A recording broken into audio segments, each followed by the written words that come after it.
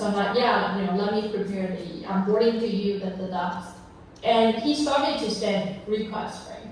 Like, he's like, oh, my younger kid, his birthday is right at the corner. He hates everything in Taipei. It's like Taipei is so small and everything is like boring. So please find like a new birthday place for him.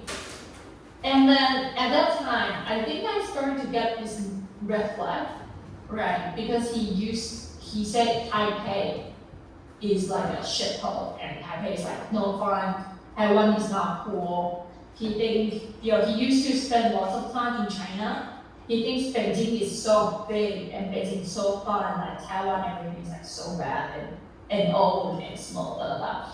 So I was like very confused, right? Because I can help you get things done, but I cannot fix your feeling about Taiwan, right? Because it's not me forcing you to live here. So, but along the way, he started to ask us to do a bunch of things, right? Like, help me find the best basketball game ticket at Taipei Dorm, right? We want VIP tickets. We want to have our own private room, da. And I got a new Tesla, and I bought it last year, but I have an issue with the installation. I think all the vendors are lying to me. I need you to find someone who can help me install the charging station instead. And he wants to find like a dentist nearby, and we started to work on this right away. So we did manage to buy this VIP game tickets for me. So we were like, hey, did you mind to share with us your credit card info? And he's like, no, what's happening? Yeah, I won't let you use my credit card. Are you crazy? You guys should just pay it for me. So I was like, what? And my staff got really stressed out. Abby got really stressed out from this situation. So I jumped in. I was like, sorry for the confusion, but most of our clients, they prefer to use their credit card because, some of them collect some miles and some of them just don't want the process. When we pay first, we need to go through the reimbursement, right? It's just more work for them, right? PayPal and whatever. And so we do prefer customer or clients to use their own credit card. And he started to curse us and saying things like, you guys are penny wise, pound foolish, and 贪小便宜, da. And then my staff got really stressed out from all these things. Because it's a tactic, right? Not really reasonable. And we were like, okay, we find a few Tesla vendors, and we need your order information because they are all official Tesla partners in Taiwan. They don't need your order number to help with the process and give us a quotation. He's just like every day ping us like, hey, this is rush, this is urgent. But when we asked him about the order number, he never gave us. And he would help me find a dentist nearby. And when we send the dentist, from our circle who recommend this, he would be like, this doctor is too young. And other friends recommend that one. He would be like, this clinic is too far. He'd be like, okay, how about this doctor? Oh, this doctor is too old. So at the end, we got really confused, right? Everything seemed to be very urgent, but the way he dealt with this, right, is very sabotaging, the situation not really helping, right, things together. So I made a really tough decision. Within a month, I decided to let go of this client. This was a super tough decision because we did make good money from him, right? He paid really, just right away. Right, and then we already worked for a month, right, together. And he's putting a lot of pressure on me and my staff. Every morning when we do our stand-up meetings, we think about what to do with this guy. we just like got this like a super stressful feeling, like no one wants to talk to me, right? Because the hardest part is not getting things done, is to deal with this emotion and always like a cautioning attitude. So he always got this feeling, he always seemed to have this mindset that we are going to lie to him. So basically he didn't trust us, and that made things really hard to move on. So like at the end, I think that day I remember vividly, I finished my lunch around 2 p.m. That was one of the busiest time. I wrote an email to say like, hey, customer, after like 1 month working together, we realized that what you need from the services is not something that we can accommodate at this point, right? And that's totally our fault, to be pointed out. Like we didn't figure out, this earlier. So let us return the full money to you, and let's end this contract, right? And you can still keep all the data point, all the database, and all the research and everything that we have, so we can work for you, right? Basically, I told him the work that happened in the past month, we do it for free to you. We give all your money back, and let's not see each other again anymore. I scheduled this email to be sent out at 6 p.m. I gave myself a little time to write a message to him, because it's already scheduled, right? And you don't want clients to receive this out of no clue. So at the end, by 4 p.m., I was like, hey, this is what I feel like, and we are very sorry that we cannot do this work for you. And by 6 p.m., you'll receive a more formal email about the situation, and we'll refund you right away, something like that. And that was the best decision I ever made as well. Once you clear up the room, that you clear out the space, right? To remove something that's not suitable for you, then you leave the room for something that's more suitable for you. So that's my learning. Number 3, also the last one, right? Like, I think when I think about value, right, I always think about, I just keep compromising, keep doing whatever I can to keep clients. But I think that's totally wrong. I think, a good company and a good product is not going to build on itself alone. It needs really a collaboration between the customer. We still have a very, very, very awesome customers who are basically surprised by our services every week. In 1 month that we worked together, he wowed 7 times. Wow, you guys saved my life. Wow, I don't know you guys can do that. Wow, you guys really nailed it. Something like that, right? And I think to keep a company going forward, we need to be more selective to who we should bring in to the company as well. So yeah, that's my learning. And a quick recap, right? I think for the past 3 to 4 months that I work on Angel Concierge as a first-time founder, I think what I learned from exposure, right? I was thinking about more like front execution. I need to be incorporated, need to be legal, right? I need to be visible online, and you have cute logo, etc. But what really matters is to understand which channel you're going to focus on, how your customer can find you.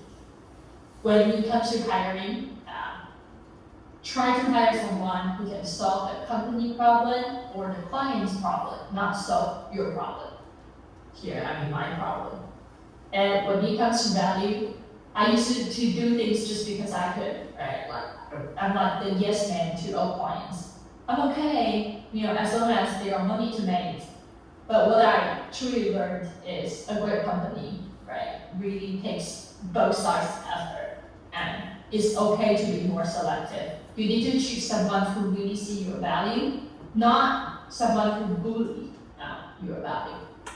So that's my sharing. And before we move to QA, I think we can play that video from the demo day to introduce you the 5 startups. I was thinking to do it by myself, but my throat wouldn't let me to do so. So I'm going to save some power for the QA, and we can play the video right now.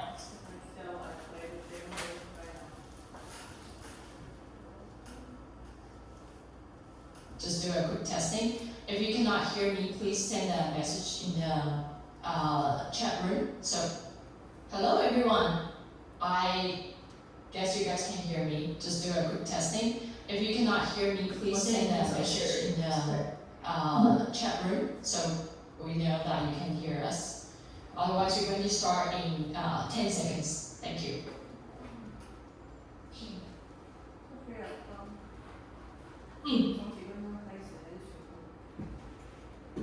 应该，我看得见吗？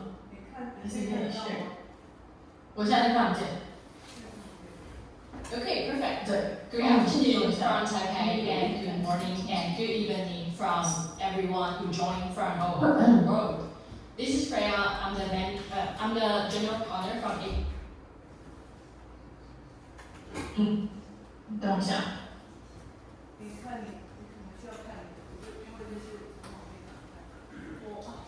好。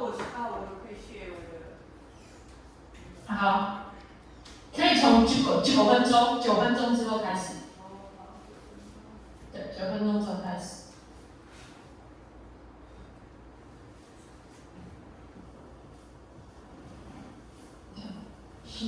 Happy to share the info with you afterwards. So, yeah, that's what welcome our venture associate from 86 Studios, Carter One, to help us introduce the first team. Carter. Hey guys, I'm Carter. I'm going to be introducing the first team today. Life is tough. It's easy to get caught in its spiral where negative feelings and thoughts echo in our heads. Sometimes what we really need is a different kind of echo, one that gives you the space to talk, reflect, and feel better. Please welcome Tim, the CEO and co-founder of Equity.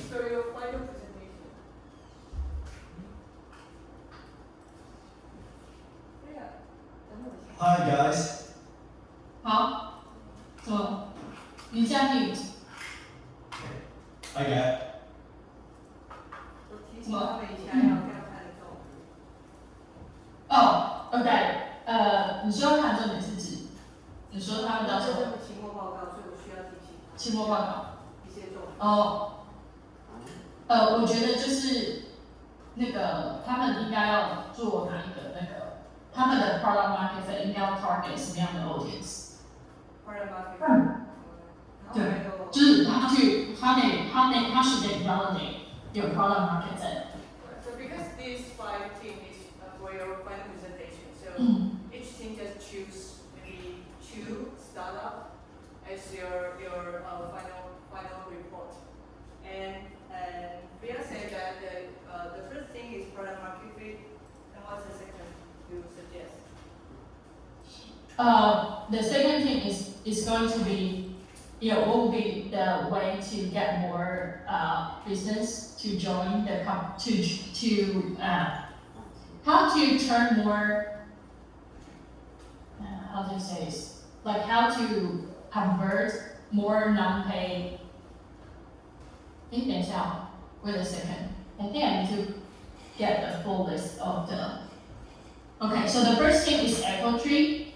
The current team right now. So their product is about a mental health app. So for the final presentation, the question will be how they can validate their product market fit in terms of how they can, how they should find out what make people really want to use the mental health app, like an AI companion in their daily life. So this is for the first team. And I think the second team, if I remember correctly, is Tell-It. It's called Tell-It now. So that's a two-sided platform for influencers to complete some marketing campaign that this is launched onto the platform. Okay, so it's like a matchmaking platform. So I think the issue is that, how should they convince the brands and the business side to use their products? So right now they already work with a few big brands, but the issue is like how to really get more paying customer. And then the second one, if I remember correctly, is Instapods. So Instapods is a AI-generated podcast article. So you can imagine some people learn new things and knowledge from reading. Some people learn from listening. And Instapods is good for people who learn better from listening. So no matter which topic you are interested in, if you use Instapods, it will auto-generate it like a podcast capsule that tailor to the length that you like, the style you like, to teach you whatever you want to learn. So I think for them, it's about having to differentiate themselves from other AI because they got challenged a lot, right? Like, what's the differences from using Gemini or a notebook LLM or ChatGPT, right? Is it just like because it's listening or something else? So I think it's the differentiator from other AI products. And then the fourth thing is Picture Cook. It's an English learning app built for kids to learn English with an AI companion. So you can imagine later you'll see like a very cute tomato, and this tomato will be your friends, and this tomato will be really interested in your life, what happened in school, what happened with your parents, what happened to you, and then try to communicate with the kids in English. So their challenge is how to make it fun. So I think it will be very useful if the final presentation that you're going to have is to find out, right, how games or learning app like this should be designed for kids. It has to be fun, right? It should be, there should be some gamification in the app, but they are struggle to build so, right? You still feel like a learning app, not really like a game to kids. So right now, parents feel like it's very useful, but they need to force kids to play with it, which is not the intention for Picture Cook. And the last one is Sugar AI. So if you know, if you know Character AI, so it's a very similar product. It put AI into like the characters or animation characters somewhere, and then allow their fans to chat with them and build relationship with them. So that's what Sugar AI is doing. I still finish introducing them. So anyways, I can type down what should be the main topic for the presentation to each team. I can share that with Yuchen after this call, and then you can just enjoy the presentation that they are bringing to you right now. Okay, and just choose the one you want the most.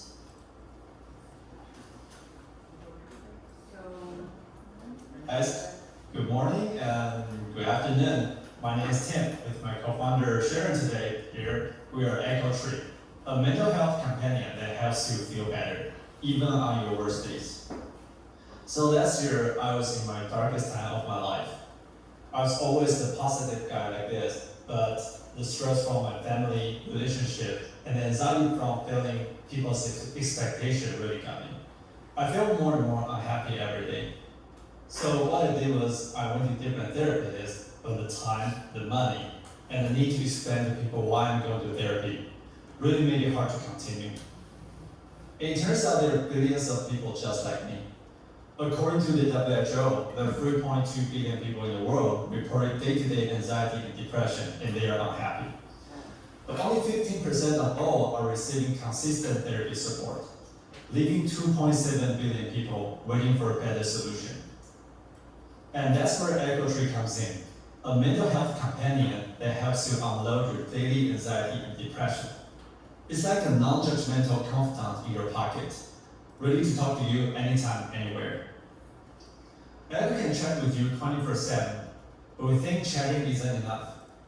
While other mental health apps or chatbots just focus on chatting, EchoTree takes it further. We turn therapy modalities into 30-second mini practices right inside the conversation. You don't just chat, you actually practice them in real time. For example, right now I can tell Echo, hey Echo, I'm in the middle of a presentation now, and I feel kind of nervous. What should I do?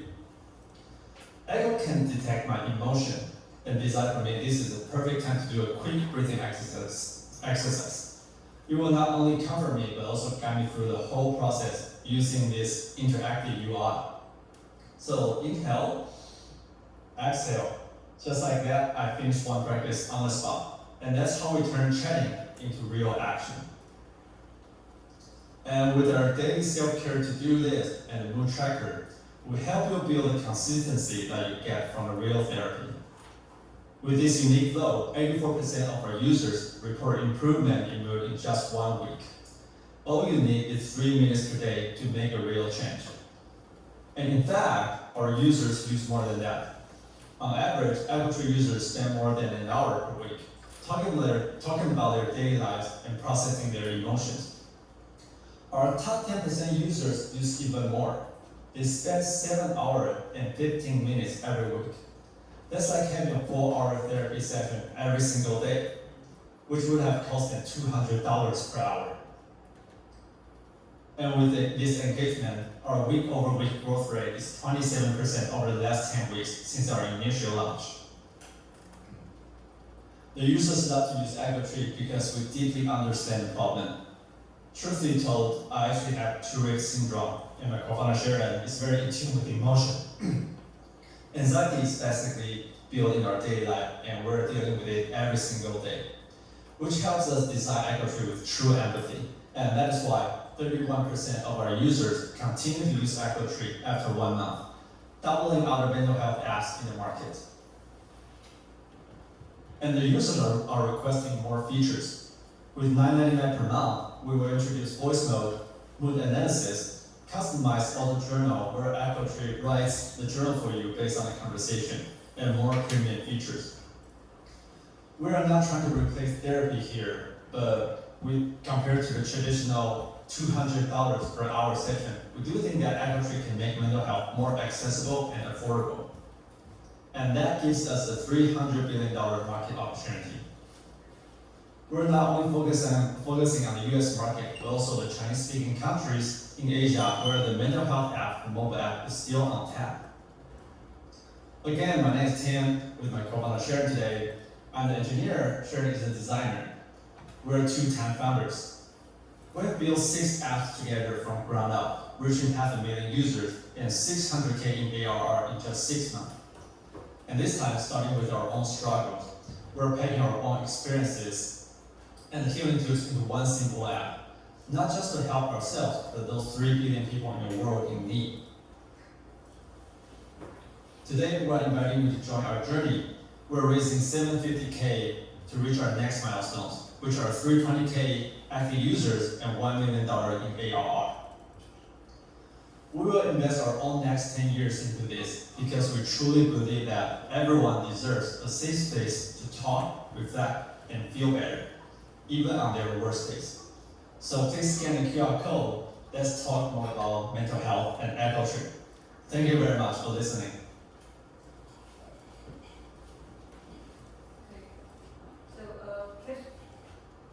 We want to leave more time for Q&A session. So I will send the link, the website link for you, and the rest presentation of the startup, you can watch the video by yourself. Okay, so let me check.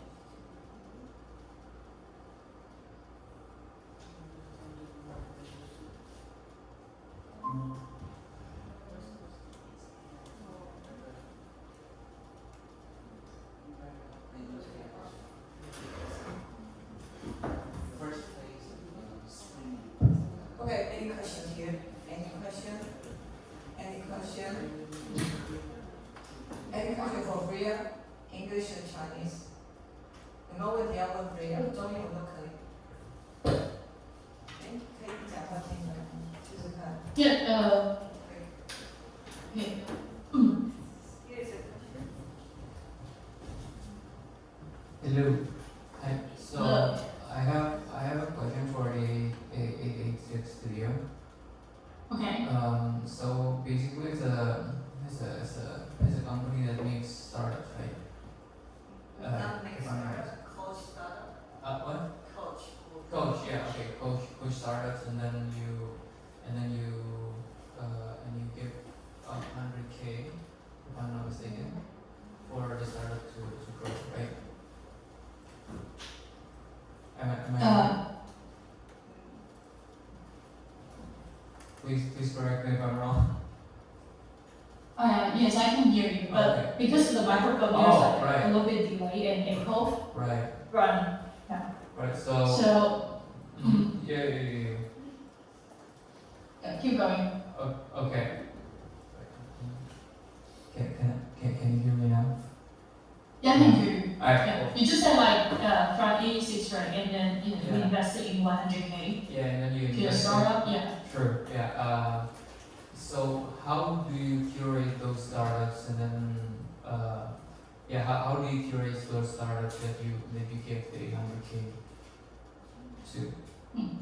How do you curate? How can you know that okay, this startup's gonna make money, this startup gonna lose a lot of money, or like this startup will fail, this startup will succeed, and then like why is it flat 100K where if you can curate it right, you might know which one is better, which one is worse, right?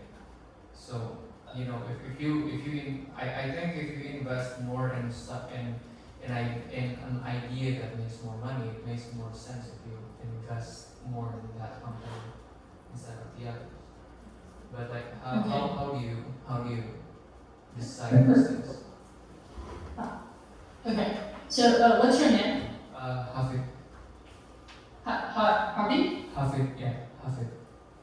Harvey? Yeah. Okay. Yeah, that's a very good question. Basically, you're asking how we evaluate startup, right, before we take them in and give them the investment to work on their company. Yes. So, actually, there's like no single answer to that question because, if I would know like 100%, then I wouldn't be here, right? I would be like just investing in money and then wait for them to succeed, and I can just be I can just enjoy my financial freedom. But sadly, there is no single solution to evaluate people. Actually, I just shared a very similar topic at the demo day, like the actual demo day, a few weeks ago, on site in Taipei. Because I got asked by this question so many times that I made a presentation about it.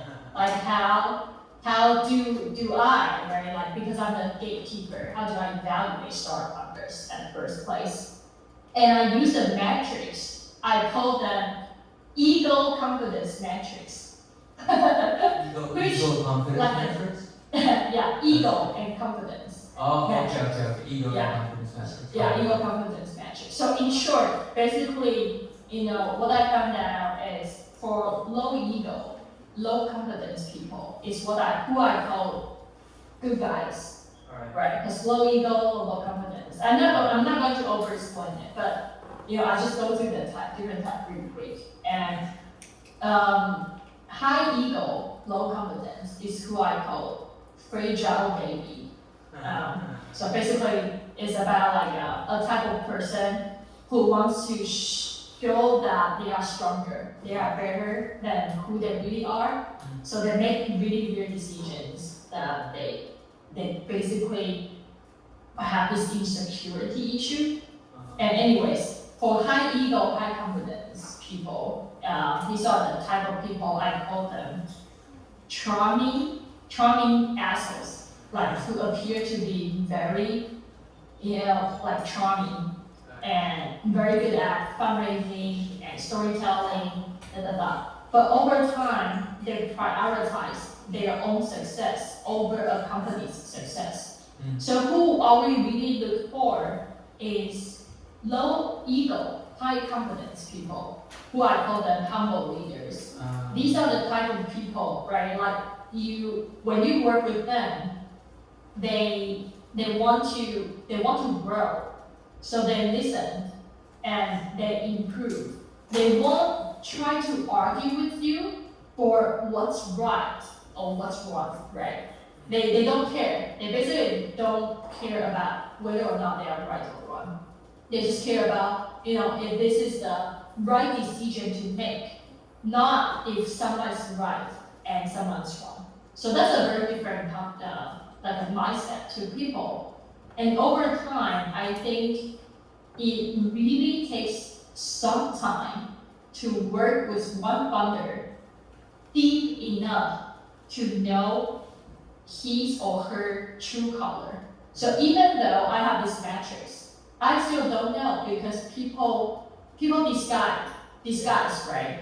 They won't just show up to you and be like an asshole, right? And That's fair. they all seem to be very okay at the first place, but it really takes time. It really takes time to put in money, and you see people's true color when there is challenge, when there is adversity, when things are not going well, right? That's when you see a person's true color. So my suggestion, if you are thinking about starting a startup in the future, right, you potentially want to look for a good co-founder, or one day you want to be a VC, right? You see people by give them tough tasks. You see how they communicate problems, not communicate their achievement, their success, right? You want to see people who can bring problems to the table and communicate about it. And before we invest, we do a 360 reference check with people who used to work with the founders, who used to invest in them before, or who used to be their clients. So really spend time to do reference check. But even we do so, right, you still can't avoid making mistakes. But as an investor, we all know that the successful rate or the return rate to such early stage is really low, right? And it's really risky, that we all understand. But the return is crazy as well because we took the highest risk. Yeah, so that's what we kind of don't know, but it's funny when we really sit down and try to look people in their quality, right? Whether or not they are fit to be a founder. That's a tough one. But over time, when you read people, when you meet enough people, you will have your own radar, and you know how to read people from your experiences. Yeah. Thank you for asking that question. That's a very good one. Okay, so you're saying that instead of investing in the idea, you invest in the people, right? Yes, Okay. not product. Like product or companies always pivot. There is no single startup will exist in one product idea and never change the whole way. That's why I think being adaptable and being able to take feedback from market and clients is the most important key. So I think never about the product and the companies. It's always about the founder themselves and the quality. Yeah. Because there's a follow-up questions. So Sure. because don't get me wrong, I've been working in a tech company as well, and not as a founder, of course, not as a founder. I don't think that I have the brain to do that. But from based on my experience, especially in my country, there's a lot of startup companies in Indonesia. So I'm from Indonesia, by the way. So there's this one company. The founder is good, the idea is good, but turns out the founders their background is good, but like when they made the startup together, turns out that that startup is the first Indonesian startup that is that makes a profit, thankfully. But in the end, turns out that was the report in 2023 or 2024. But in 2025, turns out those things, the profit, the startup that makes profit, turned out to be a fraud. It was like one of the greatest fraud, or one of the greatest startup fraud in Indonesia that makes investors in all around the world have trust issues. It's not good. Sorry. Yeah. Is that a question or that's a longer distribution? I'm getting there. So. Okay, so sorry, like, because there's like a time limit, I need to leave like probably in 3 minutes. Oh. So like, yeah, I later will share my contact details. Do you mind to like send me the question you have so I can Sure. reply to you? Yeah, Okay. I'll ask in you the a question email or for in you. the chat. Yeah, and Sure, I'll just that's take it. this time to 1 or 2 more Okay. questions Cool. in the classroom. Alright, Thank you no so much. worries. Thank you.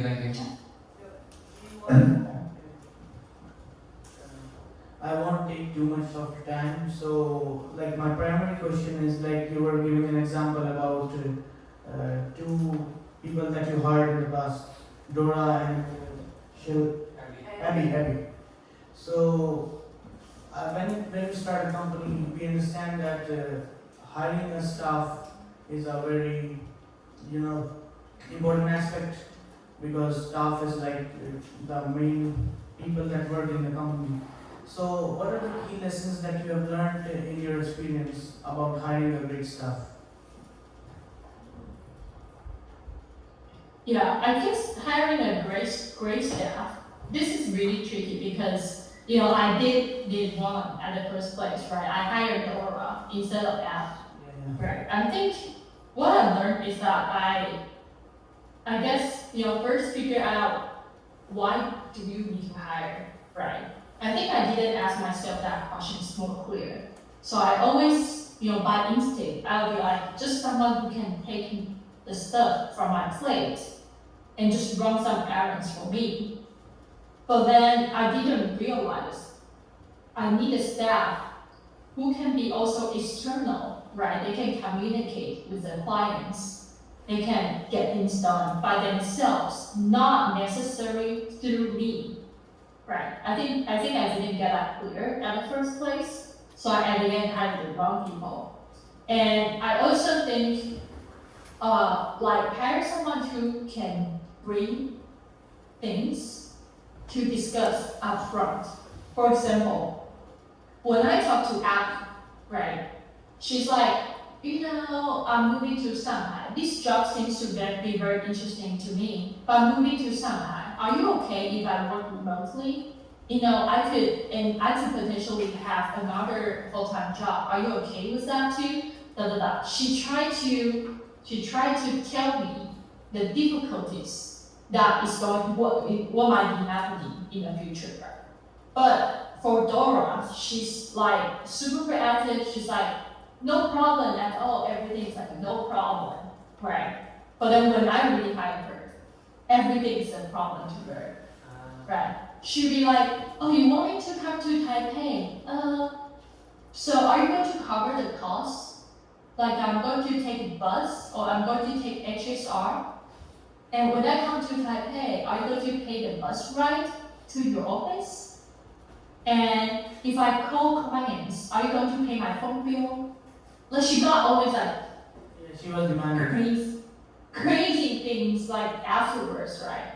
So I guess like someone who being more upfront about the problems or difficulties would be something that at the end, now I look back, I think I do value that, right? Because they think ahead, they think forward for what could cause problem, right? So yeah, that's my answer to you. Thank you. Okay, no problem. Okay. I want to talk about any Chinese question? Any question in Chinese? 有没有台湾朋友问问题？中文也可以。 The last 最后一个，不然 The last one. 有没有人问最后一个，不然我就要走了。 Any question? Any question? One. 好， Any question? 没有没关系。你可以那个对 email钱，那个 Yeah. your email address. Yeah, I'm happy to stay in touch with you in the classroom and or online. So feel free to add me or find me from this website and different channels. Just remember that to share, from the first message to remind me how we met because I'm not in person there, so I'm not sure if I remember each of you how you look like. So it would be nice if you send a message to me to say like, I'm a student from Yuchuan class, right? Like today, October 28th, right? And I'm interested in knowing something. Yeah, always happy to help and reply. All right. Okay. Okay. So Okay. because Priya had a lot of speech in the university, so she has a lot of student friends. So please visit her Instagram and Fred and LinkedIn, and you can ask her any startup question. Okay, so let's give a big applause again to Priya.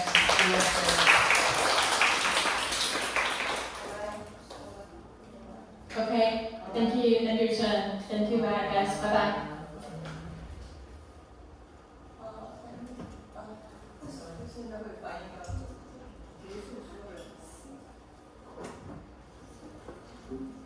Okay, so in November 20, we will go to Mid-Taipei, right? And Priya just mentioned Innovex because the first client actually hasn't found the Innovex. So I highly suggest you, if you want to find an intern or find a job in Taiwan, please prepare your maybe briefly resume or LinkedIn. Then in the Mid-Taipei, maybe you can find your potential intern job there. Okay, so that's our last day and see you next week.